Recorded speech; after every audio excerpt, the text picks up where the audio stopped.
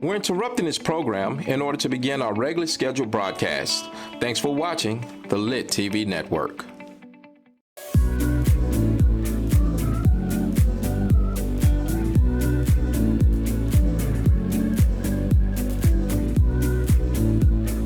All right. Good morning, good evening, good afternoon, wherever you are in the world. I am your host, Kim Warner, and I have Gregson and Ashley here with me. I'd like for you guys to give a synopsis of your businesses before we go into the rest of the show. Ashley, you like to go first, love? Women first, ladies first. I'll go ahead first. I'm Ashley Townsend-Daniels, the CEO and founder of Business Grace, which is a business coaching and consulting business. I also have a background in real estate, which is important in our conversation today, following up from the one from last week, as well as my background in life insurance. So I got a little bit of information on everything, and I'm just here to share. Feel free to contact me for any of your business, life insurance, or real estate needs if you're in New Jersey. Oh. My name is Gregson Strong. I have a financial background in mortgages as a loan officer, loan originator. I have several small businesses pertaining to restoration, marble floor restoration, carpet restoration. I also just got my life insurance license, so I'm in that field as well, doing wealth management and annuities and retirements and things like that. So I have a background in that as well. Okay. Okay, so I'm gonna read this, guys, to you all and everyone that's viewing, so we can keep that sturdy foundation of where we're going with all of this wonderful information. And we want to remember that I am the temple, as Jesus said, I and my Father are one. In Revelations 21 and 28, 21 and 18 through 22, you've heard us talk about the temple, and building a temple is not the edifice of a building or a house. It is the edifice of us. And as we give information, we are reprogramming our subconscious mind, honestly, to come into a place of understanding what we actually can do, taking away self-sabotaging aspects and thoughts that have been given to us to be able to move forward in the dynamics of what God has really given us. And so there's a lot to this, but Revelations 21, 18 and 22 says the wall was built of jasper and the city was made of pure gold, clear as crystal. Each of the 12 foundations was a precious stone. The 12 foundations have to do with the 12 tribes. Also, yeah, I'm not going to go that deep. Okay, so the first was jasper, the second was sapphire, the third was, the fourth was emerald, the fifth was onyx, the sixth was carnelian, the seventh was chrysolite, the eighth was beryl, the ninth was topaz, the 10th was chrysoprase, and the 11th was jacinth, and the 12th was amethyst. Now that takes away, again, the ideas that stones are witchcraft and using them are witchcraft. Okay, stones are in the ground as we walk over the ground every day, and the ground supports us. See, we have a structure thing going on here. So when we go into the mortgage system, the banking system, or the education of finances, this is something that I can't say for some people, we need to understand on another dynamics right now, on another level, elevated, which would be, in my book, spiritual. So we're rebuilding an idea of how to look at our finances, how to buy houses and land, and the educator will begin to speak. Gregson. Um, I think you hit on some, important marks pertaining to the education and buying real estate, buying homes, buying land, and stuff like that. And we touched on this last time. We spoke. Um, the education aspect is so important because people are easily misled with the misperception that owning a mortgage is owning a home. And you don't necessarily own anything but the debt when you have a mortgage. So that's the foundation. When you involve yourself in the application process of owning a home, understand that you are taking on this huge liability, and a mortgage can be seen as one of the largest liabilities of your lifetime. So I would just say start with that simple understanding that, you know what, I really don't own this home unless I pay for it outright. I own the debt, and I won't own this property until the debt is paid off.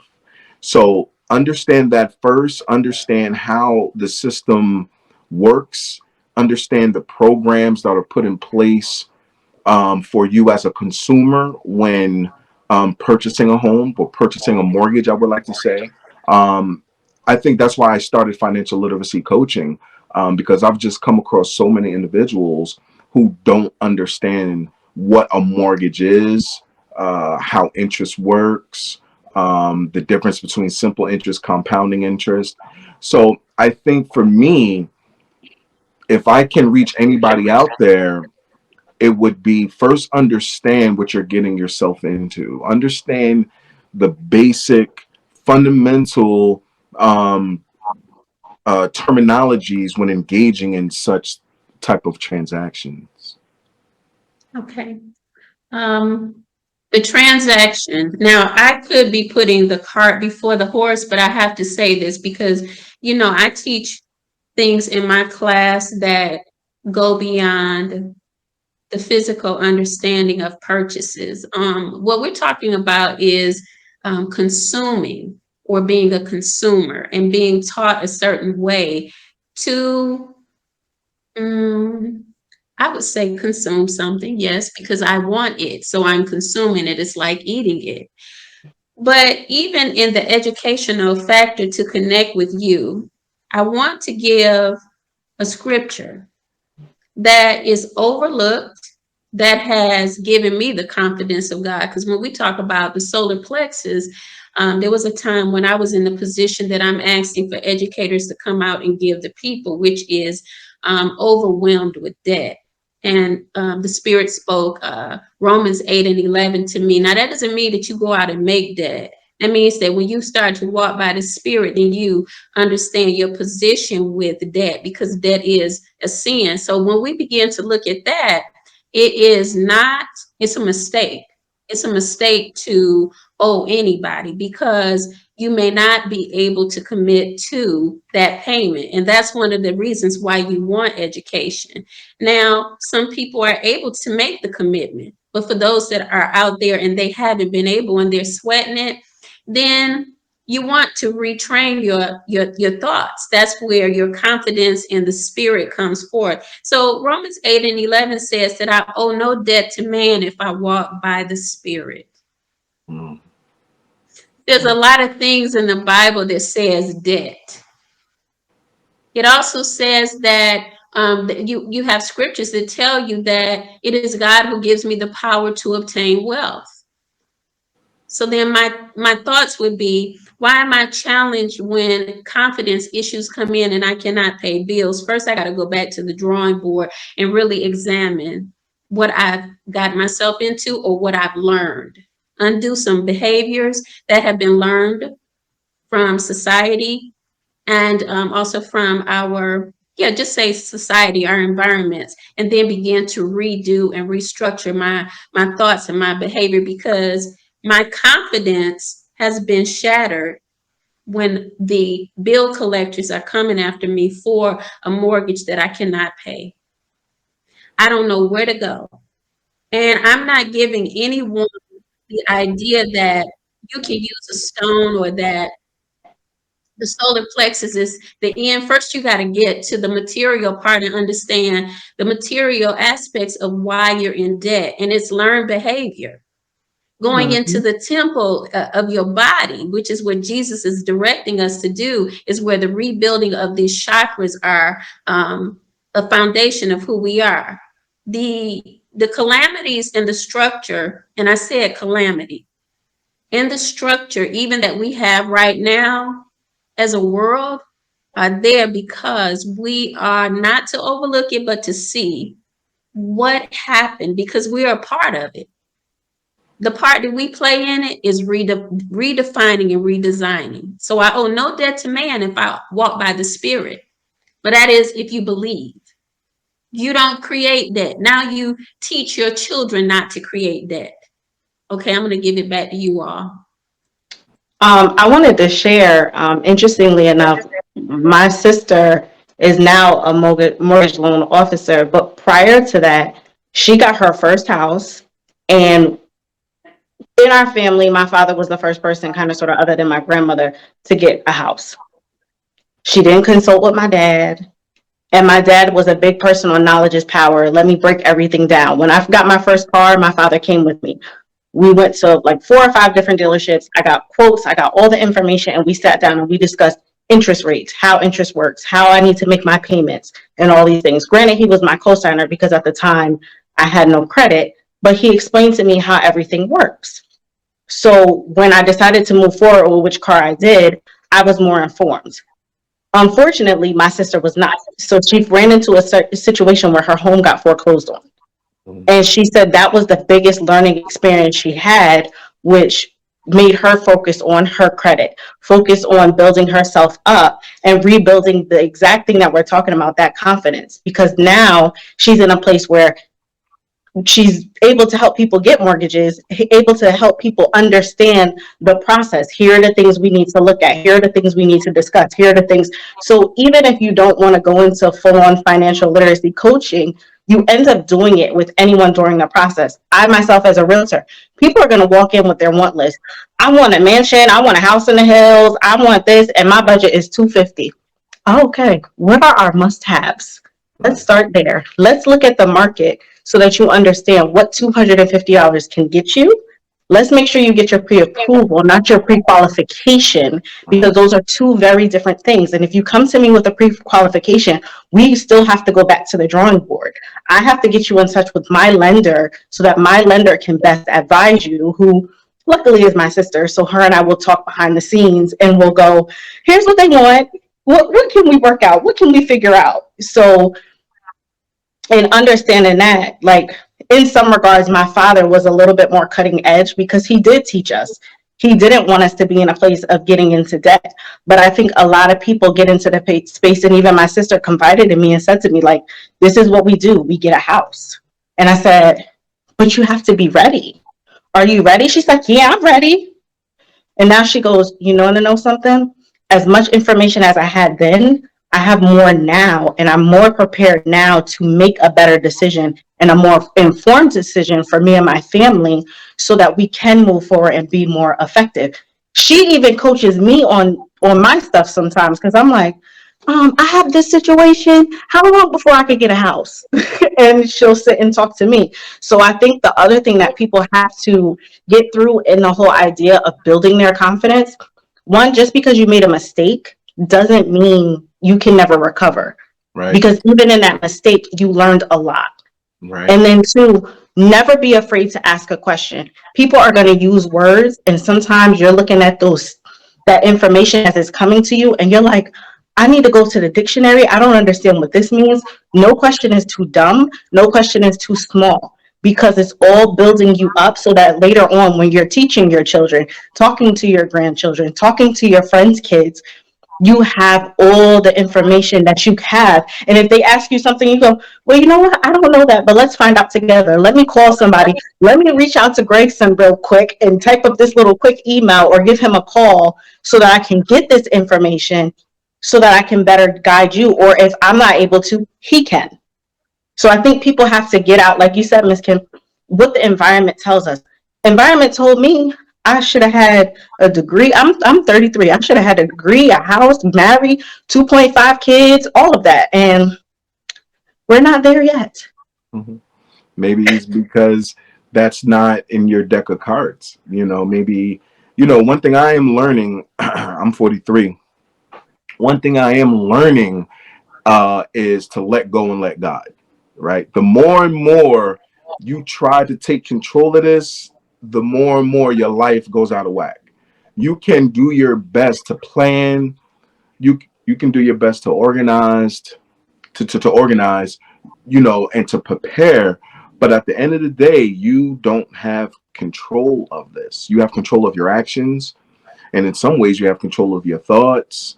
But at the end of the day, this essence that we call life, we don't have control. So the more and more you let go, you let God, I feel that your confidence can grow simultaneously.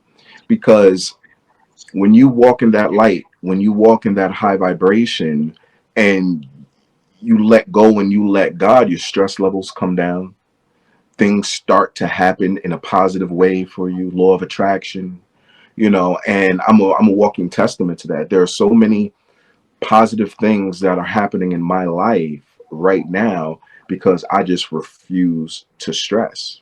I do my best to plan and to problem solve, but I don't stress, because at the end of the day, God is not going to abandon me. There is no spot where God is not, right? So when you let go, when you let God, and you sit and you ponder, what should I do?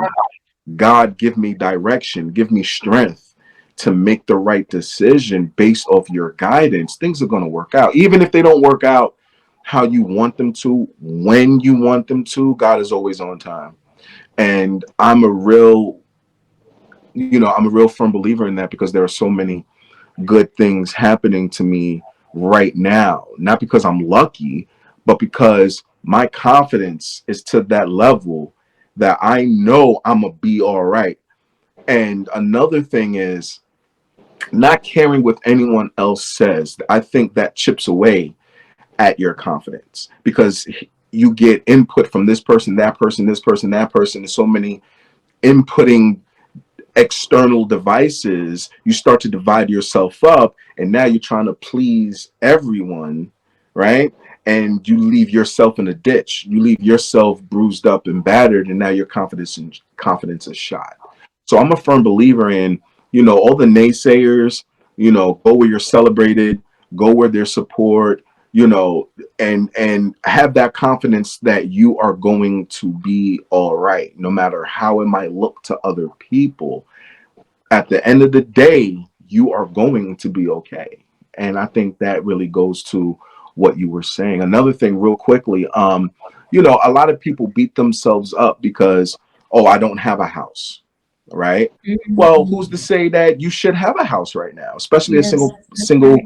family home right now? I mean, there's a big debate between owning a home and renting, right? You hear that argument all the time. Well, there's benefits to both, and I use myself as an example. I'm not from Michigan. I'm not from Detroit, right?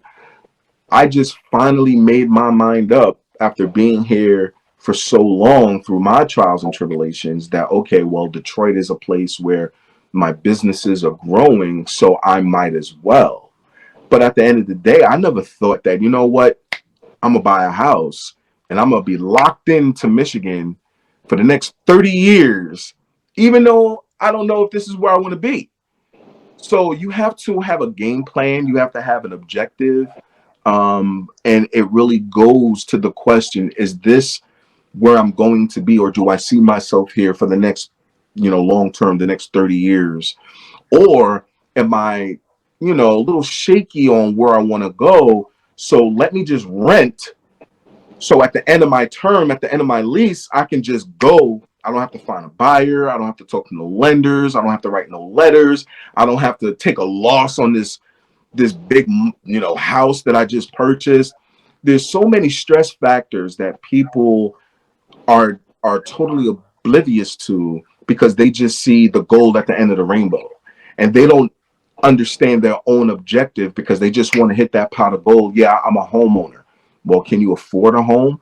And I tell people all the time, if the water heater goes out, if your water pump goes out, if there's a hole in the wall, a tree breaks on you, falls on your roof, you are responsible for all that. You just can't call maintenance.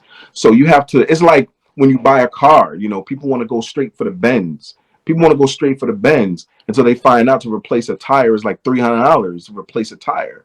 So are you caught up in the name brand? Or are you caught up in what other people's Good job. interpretation of you is? Or Mhm. are you confident in your own journey and say, you know what, I don't even want a house right now. I didn't buy a house because I don't want a house. I don't want a house. I could buy a house. I just don't want a house because I understand the responsibility that comes along with it. And a lot of people just don't. I'm in that group with you where I discovered that I was trying to buy a house because I had been told that that is the stable thing to do. But when I really had some time off from the world and everyone, I took some time off in the past 5 years from things, people, places. I found is that I had to eliminate other people's thoughts. And Right. what that meant was I had been, again, we're talking about programming, and this isn't for everyone. My journey does not resolve for me to have a house because I travel a lot at this point in my life. So, I remember my son, my son, he said that I was a moocher within the last 2 years. It was a joke, but I have been making up for time traveling and visiting my family, my sons, my mother, those in Detroit, by the way, and spending significant time that I hadn't over the last maybe 30 something, 40 something years. So, what we are looking at is the kitchen talk with Grover Jeff. You can find it on YouTube. It's significant. I was in school back in 2010 getting my associate's degree, and I had to look up some information concerning uh, psychological aspects and housing. And he and Nixon were talking about houses, and he told it's not me making up, it's on YouTube.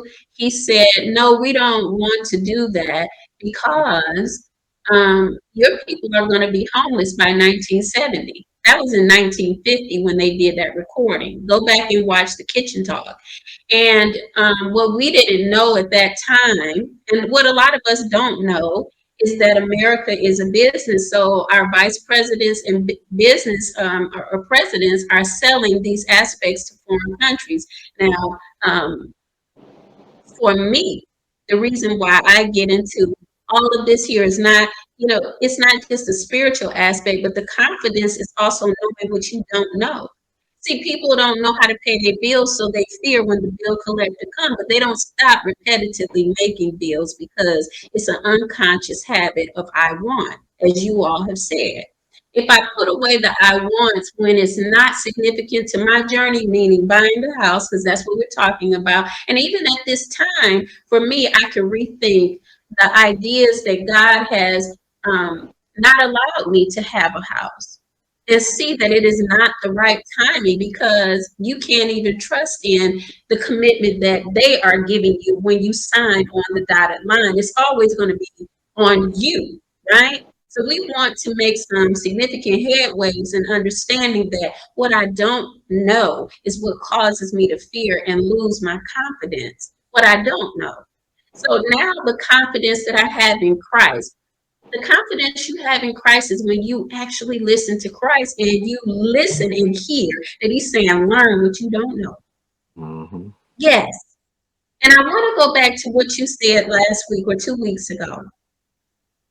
I'm not telling you to change your programs, but I'm asking the audience to tell their peers to change their mind and heart about who they listen to.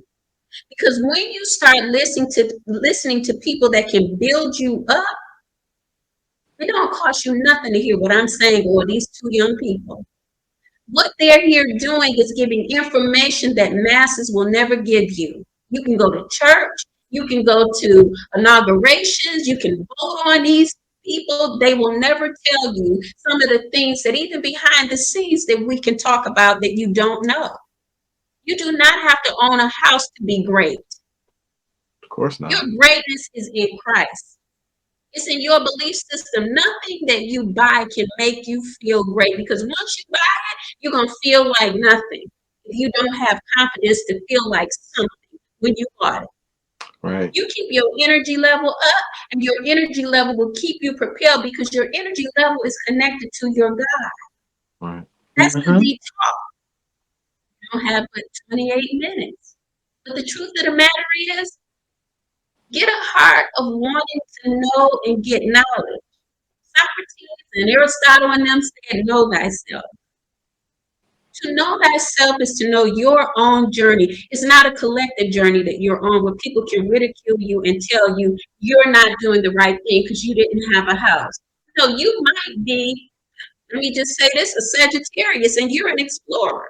That means that you're nomadic and you're traveling. I mean, conversations of confidence and purpose-filled understanding of who you are tells you that if you're traveling a lot, you're paying a bill that you don't need to pay.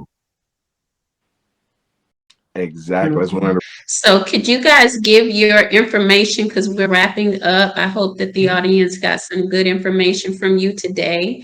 I'm so glad you came on, you and Ashley. Give your information so that they'll know how to contact you if you have a website and email.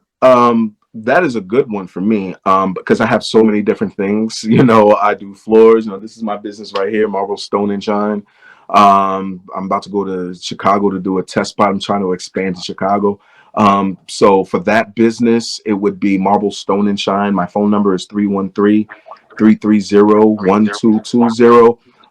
My email is marblestoneandshine at gmail.com. But I have so many others. That's just the easiest way to reach me. But, for financial questions, for mortgage questions, for credit questions, you can reach me at that phone number. I'm very accessible. Or you can join Great. my YouTube channel, or you can, follow me through YouTube. I did start a podcast. So that's another easy way to get in touch with me, business and bid pc at gmail.com. Yes, I joined. Ashley, your information. Yeah, I did. You can reach me right now at atownsend714 at gmail.com. My website is up. It is www.businessgracellc.com. Currently, it's a blog. I'm blogging through my own journey Nice. to my business and how I created it. So come along with me, share your information with me. I'm still here to coach and consult as you need me. Thank you as always, Ms. Kim Gregson. I took so many notes. So I'm happy to know that you're a resource for people who are trying and don't have someone to go to. I can refer you, and I'm happy to. Not a problem. And please stay in contact with me because, again, I'm in life insurance. I'm just starting to sell IULs, indexed universal life annuities, a whole bunch of and that's another thing, Kim, thank you again for having me, but that should be another segment. Wealth management, wealth management is very, very important. Life insurance and indexed programs. We will set another date for you to come on because we need this information. Absolutely. All right. So thank you guys so much for your knowledge, for your wealth of information. I appreciate you because it's the food that we sup on. It's what builds us and creates us to be who we are today. Yes. We're transforming. And so God bless and thank the viewers. We thank you for coming in, subscribe and share. Go to YouTube and find our businesses and email us. Email me. Thank you, thank you, thank you. Thank you.